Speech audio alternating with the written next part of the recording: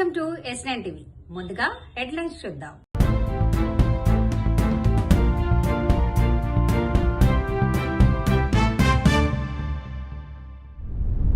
రేవంత్ రెడ్డి మీద కాంగ్రెస్ పార్టీ పట్టు కోల్పోయింది. కల్తీ వసూలుతో వ్యాపారాలు నిర్వహిస్తే కఠిన చర్యలు తప్పవు. ఓయూలో ఏబీవీపీ నిరసన. చంద్రబాబు అత్యంత దుర్మార్గుడు, నీచుడు అని ఎన్టీఆర్ చెప్పారు.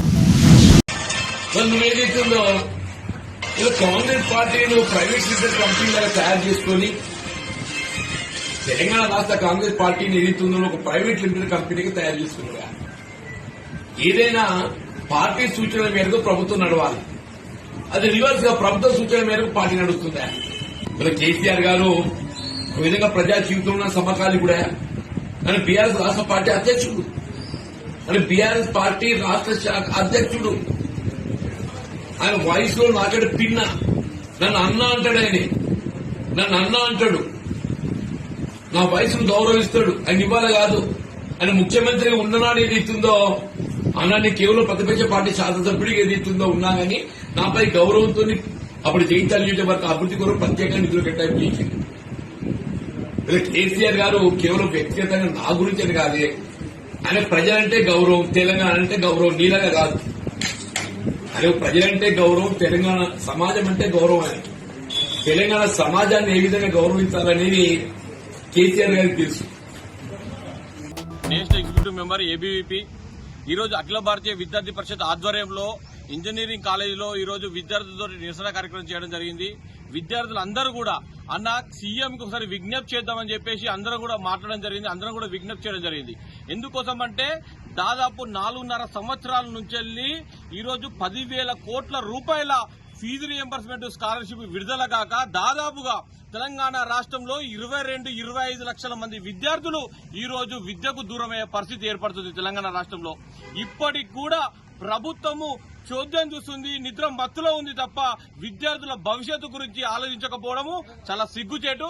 ప్రభుత్వం ఇప్పటికైనా ఆలోచించి త్వరితగతినగా 10,000 కోట్ల స్కాలర్షిప్ ఫీజు రియంబర్స్మెంట్ విడుదల చేయాలని ఏబీపీ పోరాడుతుంది. ఇది యుద్ధానికి కూడా శ్రీకారం చుట్టబోవడానికి సిద్దంగా ఉందని ఈ ప్రభుత్వాన్ని హెచ్చరిస్తున్నాం. త్వరితగతినగా స్కాలర్షిప్ ఫీజు రియంబర్స్మెంట్ విడుదల చేయకపోతే ఈ ప్రభుత్వాన్ని పీఠాలు కదిలేటట్టు శ్రీకారం చుట్టబోతున్నామని ఖబర్దార్ రేవంత్ రెడ్డి అని తెలియజేస్తున్నాం. Today we have organized a public awareness meeting in coordination with our Department of Police Telangana, HFAS Department and FSI Department, Central FSI Department, and we are very thankful to all the officials from the department. They have come all the way to make us aware regarding the new norms which are to be followed. लेकिन साथ ही ये बात भी कहना चाहता हूँ कि आज जो निज़ाम काल से ही बेगम बाजार में जो खान पान और खाद्य सामग्री की बिक्री होती है वो बहुत ही शुद्धता और गुणवत्ता के साथ होती है। लेकिन पिछले दिनों में और पिछले वर्षों में हमने देखा है कुछ 2-4 या 8-10 व्यापारियों के मिलावट के कारनामों के कारण पूरे बाजार को बदनाम किया जा रहा था। और हमने काफी बार ये भी देखा है कि जैसे कि त्योहारों के समय, चाहे दीपावली हो या ईद हो, उस समय पर उन पुराने केसेस को सामने लाकर यहाँ के व्यापार को बदनाम किया जाता है। और आप देख सकते हैं कि आज के इस अवेयरनेस कैंपेन में ही आप देख सकते हैं कि हमारे व्यापारी कितने अलर्ट है और कितने सतर्क है। केवल अवेयरनेस कैंपेन के लिए ही उन्होंने आज अपने दुकान बंद रखकर यहाँ पर मौजूद हुए हैं। तो आप सोच सकते हैं कि बेगम बाजार का व्यापारी या हैदराबाद का किराना का व्यापारी कितना रेस्पॉन्सिबल है। वो भी चाहते हैं कि हम सबके घरों में, क्योंकि हम भी एक तरफ से हमारे किचन में हमारे ही कमोडिटीज यूज होती है, तो हम सबके किचन में, हम सबके रसोई घर में क्वालिटी प्रोडक्ट्स हो, ना कि एडल्टरेटेड प्रोडक्ट्स हो।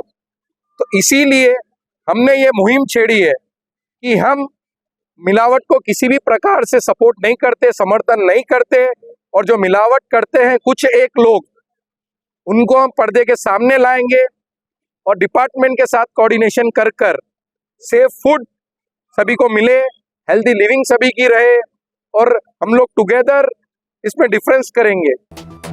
మా నాయకుడు మాజీ ముఖ్యమంత్రి వైఎస్ జగన్మోహన్ రెడ్డి గారి చీఫ్ పిఆర్ఓ శ్రీహరి గారిని ఈరోజు ఉదయం పోలీసులు అత్యంత అక్రమంగా చట్టవిరుద్ధంగా పాశవికంగా అరెస్టు చేసి కుప్పంకు తీసుకువెళ్తున్నారట.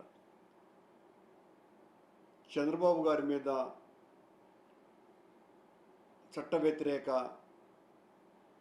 పోస్టింగులు పెట్టిస్తున్నాడు అనేటువంటి ఆరోపణ ఆయన మీద నెట్టి సాక్షాత్తు జగన్మోహన్ రెడ్డి గారి పిఆర్ఓనే అరెస్టు చేసినాము అని చంకలు గుద్దుకోవటానికి చేస్తున్నటువంటి చర్య తప్ప మరొకటి కాదు. చంద్రబాబు గారి మీద కొత్తగా ఎవ్వరూ చెప్పాల్సినటువంటి పని లేకుండానే ఈ 4.5 దశాబ్దాల కాలంలో సాక్షాత్తు అనేక మంది వాళ్ళ మామగారైనటువంటి ఎన్టీ రామారావు గారు ఆధునిక ఔరంగజేబు చంద్రబాబు అని చాలా స్పష్టంగా పేర్కొనటమే కాకుండా నమ్మక ద్రోహి అని, చరిత్రహీనుడని, అత్యంత దుర్మార్గుడని, గొడ్డు కంటే హీనమైనటువంటి వ్యక్తి అని అనేక సందర్భాలలో ఆయన మాట్లాడటం జరిగింది. అలాగే చంద్రబాబు గారి తోడల్లుడైనటువంటి దగ్గుబాటి వెంకటేశ్వరరావు గారు ఒక పెద్ద పుస్తకమే రాసి, నా తోడల్లుడు చంద్రబాబు నాయుడు అంత నీచుడు దుర్మార్గుడు మరెవ్వరూ లేరు, చరిత్రలో ఇలాంటి వ్యక్తిని కానము, ఇంతటి అవినీతిపరుడు లేడు, తన స్వార్థం కోసమని ఎవరినైనా కూడా వాడుకొని వదిలేసి తన్ని తగలేసే రకం,